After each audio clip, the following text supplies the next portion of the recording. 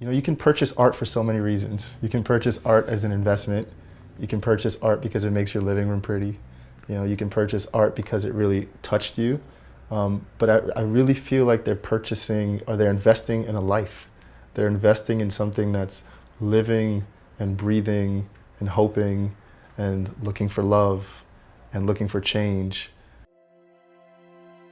A real simple way to look at it is if your friends were refugees, your friends were homeless, your friend was a widow or an orphan, and you had the resources and the ability to take care of them, what would you do to help them? Every single person struggling with whatever puts them on the outsides of the cultural margins, they are somebody's friend or brother or sister.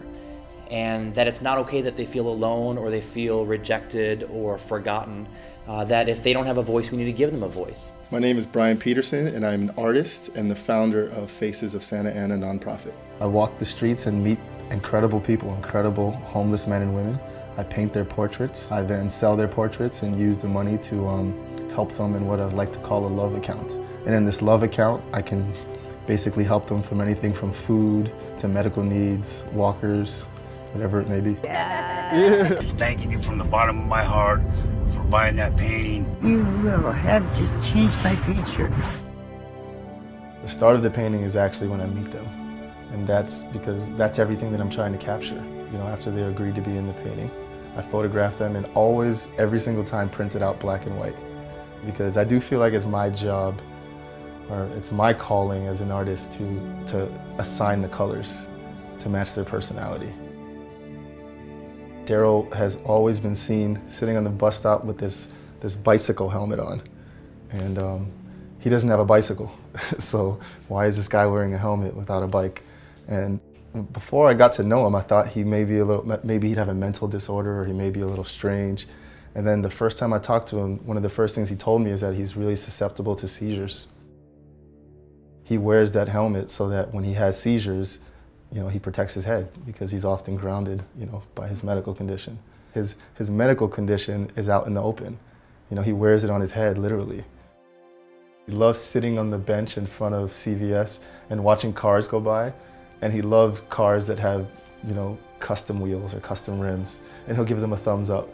And we just had a lot in common because I'm a car designer and he loves cars. It seems like every other week he's in the hospital. And it really scares me now because I haven't seen him.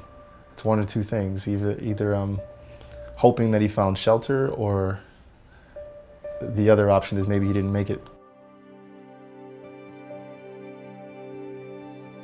I've been telling him, like, I don't recall you ever painting like this.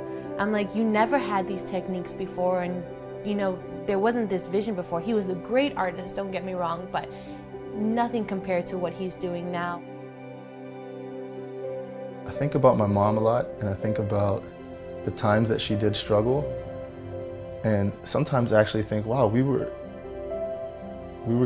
this could have been us. We were close to that, you know? And a lot of these, you know, men and women out here do come from broken homes as well. And it could have been any of us out there. What's up, guys? What's up, Jimmy? James? John? Hey, how you guys doing?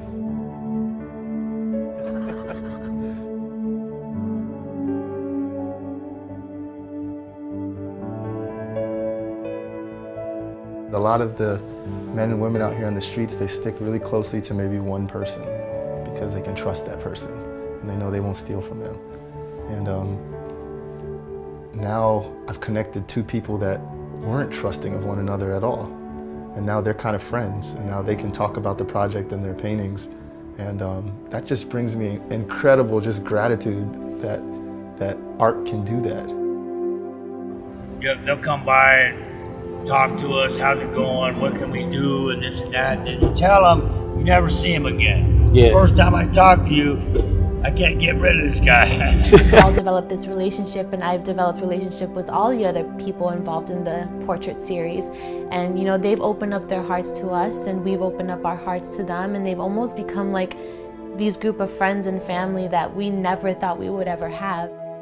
The world could see what's happening here. Everyone would be able to see homelessness different. Brian's bringing the faces. He's shining a light on who these people really are. He's showing the beauty and the capacity of them, and also he's empowering them then to feel some hope in their own lives. I truly believe that like water, food, and shelter are human necessities, but I also think that more important than that is love. And I think love should be at the top of that list. When you see people as people, then the dynamic changes. I think there's a lot of people who want to help, but they don't know how to do that. And what Brian and Face of Santa Ana has given us an easy way to see homelessness and make it approachable. It has not only affected people in a great way, but it has activated something in people. He's inspired me. I've now taken this and kind of applied it in New York City. We went from 15 portraits to 20 portraits. Now we have 27 students doing portraits. It's bringing together the schools and the community and the artists, and it's all connected. We could have never imagined that it was going to grow into this.